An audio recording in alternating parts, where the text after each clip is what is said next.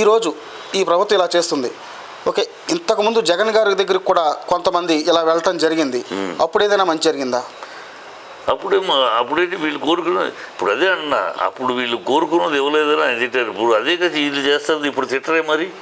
ఇప్పుడు రేట్లు పెంచమంటే పెంచనన్నాడు ఆయన.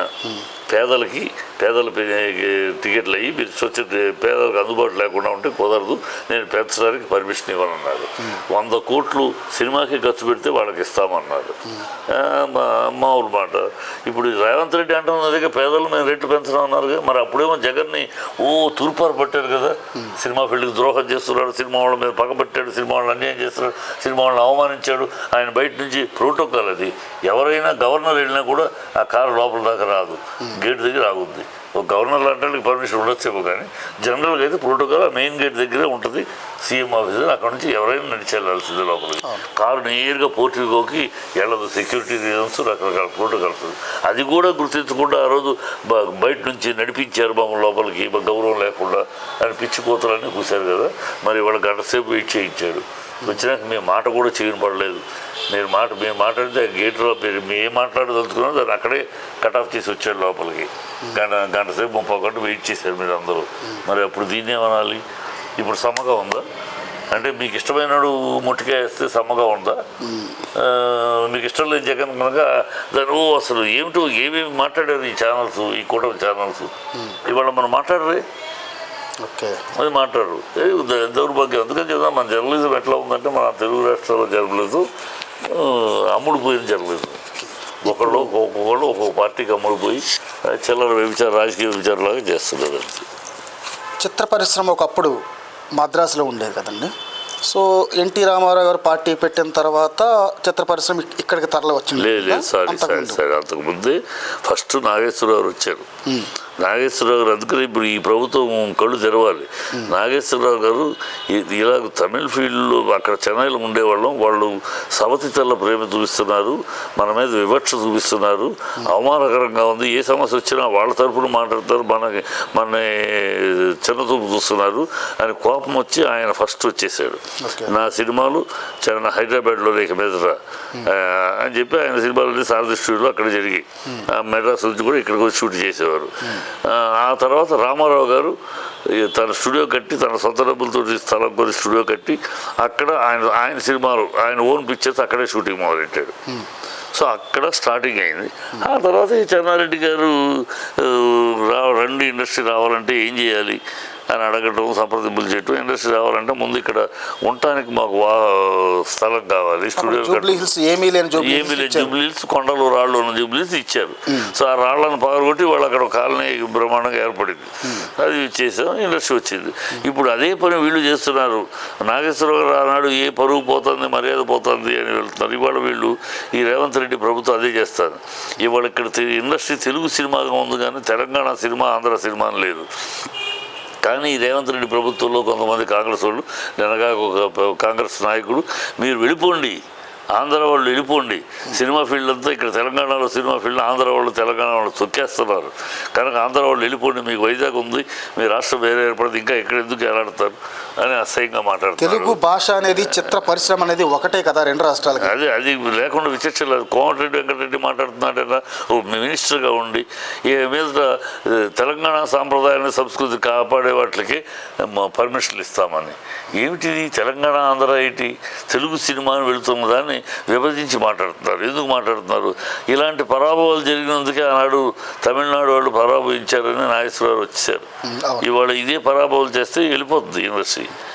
మా ఇక్కడ అవమానాలు అనుభవిస్తూ పరాభవాలు పడుతూ బతకాల్సిన అవసరం ఇక్కడ లేదు కదా మాకు. సినిమా ఫీల్డ్ అంటే ఇద్దామమ్మ పుత్రులు, మీరు గౌరవం ఇచ్చి గౌరవం పుచ్చుకోవాలి. మీరేదో బాసులు, మేమేదో దాసులు అంటే కాదు కదా. అది కాబట్టి ఈ రేవంత్ రెడ్డి అంతా అలా ఫీల్ అవుతున్నాడు. తను బాసు, ఒక రాజకీయ నాయకుడు సీఎం అయ్యా, నేను బాసు, అందరూ నాకు గులాములే, నేను చెప్పింది తినాలన్నట్టు ఏదో అనుకుంటున్నాడు ఆయన.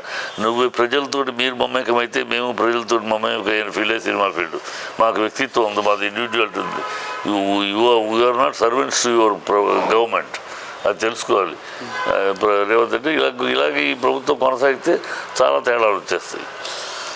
ప్రముఖ హీరో ఈరోజు రాజకీయ పార్టీ పెట్టి ఒక డిప్యూటీ సీఎంగా ఒక రాష్ట్రానికి ఉన్నారు. అదే తెలుగు చిత్ర పరిశ్రమ నుంచి ఆ రాష్ట్రానికి చిత్ర పరిశ్రమ నుంచి ఈ చిత్ర పరిశ్రమ తరలిపోయే అవకాశం ఏమైనా ఉందా? ఇక్కడి నుంచి తరలిపోవాల్సిన అవసరం లేదమ్మా. యాక్చువల్లీ వీళ్ళు ఇప్పుడు ఇలా అవమానించి అవహేళన చేసి సినిమాలను వెక్కిరిస్తూ వెళ్ళిపోండి గెటౌట్ అంటూ ఉంటే సిగ్గు చచ్చి బతకలేం కదా. అలా వెళ్ళాలేమో కానీ లేకపోతే అక్కడ ఒక ఇండస్ట్రీ డెవలప్ అవ్వాలి. ఇక్కడ ఇండస్ట్రీ ఇక్కడ ఉంటుంది.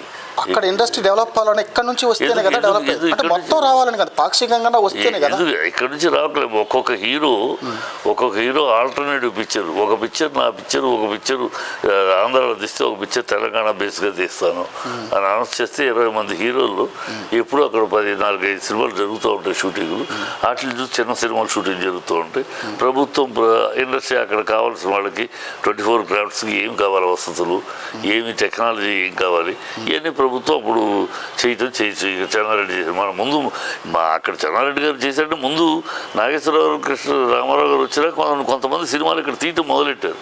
దాంతో కదా చెన్నారెడ్డి గారు ఇక్కడ సినిమాలు కూడా చేస్తున్నారు, అక్కడ నుంచే కాబట్టి ఇక్కడ నుంచి రండి అని ఆహ్వానించారు. అలాగే ఇప్పుడు మనం అక్కడికి వెళ్ళి చేస్తూ ఉంటే ప్రభుత్వం కూడా వస్తుంది. మనం వెళ్ళాలి. ప్రతి హీరో ఒక సినిమా ఇక్కడ, అన్ని సినిమాలు ఇక్కడ, అన్ని సినిమాలు అక్కడ అనకుండా ఒక సినిమా తెలంగాణ బేస్గా తీస్తే ఒక సినిమా ఆంధ్ర బేస్గా తీస్తాం. కథ ఎక్కడైనా ఉన్నాయి, కథ ఏదైనా ఉన్నాయి, బేస్ కంపెనీ ఇక్కడ ఉండాలి. ఈరోజు చిత్ర పరిశ్రమ అనేది పాన్ ఇండియా అయిపోయింది. ఒక భాషలో సినిమా తీస్తే అన్ని భాషల్లోనూ దాన్ని డబ్ చేస్తున్నారు.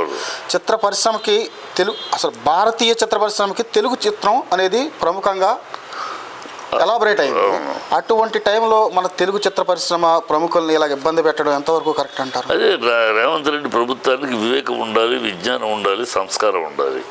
వాళ్ళు సినిమాలు తీసుకుంటారు, వాళ్ళు చేస్తూ ఉంటారు. వాళ్ళ మీద మన పెత్తనం ఏంటి, వాళ్ళని మన మీద అజమాయిషి ఏంటి, వాళ్ళేదో మన కాలు కింద తొత్తులాగా ఉండాలని మనం కోరుకుంటాం ఏంటి, ఈ కండిషన్లు ఏంటి?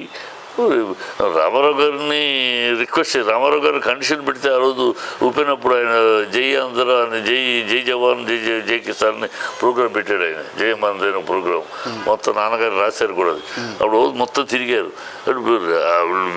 వీళ్ళు కండిషన్ పెడితే తిరిగారా? లేదు, కాదు కదా. ఆనాడు చిత్ర పరిశ్రమ ఆనాడే కాదు, ఈనాడు కాదు, అవును, ఈనాడు కొన్ని వెయ్యి పై చిలుకు గుండె ఆపరేషన్ చేయించాడు. మహేష్ బాబు గారు ఎన్నో హార్ట్ ఆపరేషన్లు, సముద్రకని ప్రముఖ విలన్, ఆయన ఎన్నో ఆపరేషన్లు. మహేష్ బాబు, మా Chiranjeevi blood bank, eye hospital, Mohan Babu కొడుకులు 4 గ్రామాలని దత్తత తీసుకొని చిత్తూరు జిల్లాలో, బాలయ్య బాబు క్యాన్సర్ హాస్పిటల్. వీళ్ళందరూ మీరు అడిగితే చెప్పారు. మీరు కమెంట్ చేస్తే మేము చేయట్లేదా? ఏదో మమ్మల్ని సామాజిక సేవ కావాలి, మాకేదో లేదు. మీరు నేర్చుకోవాలి సామాజిక సేవ. మీరు దోచుకుంటూ ఆపాలి.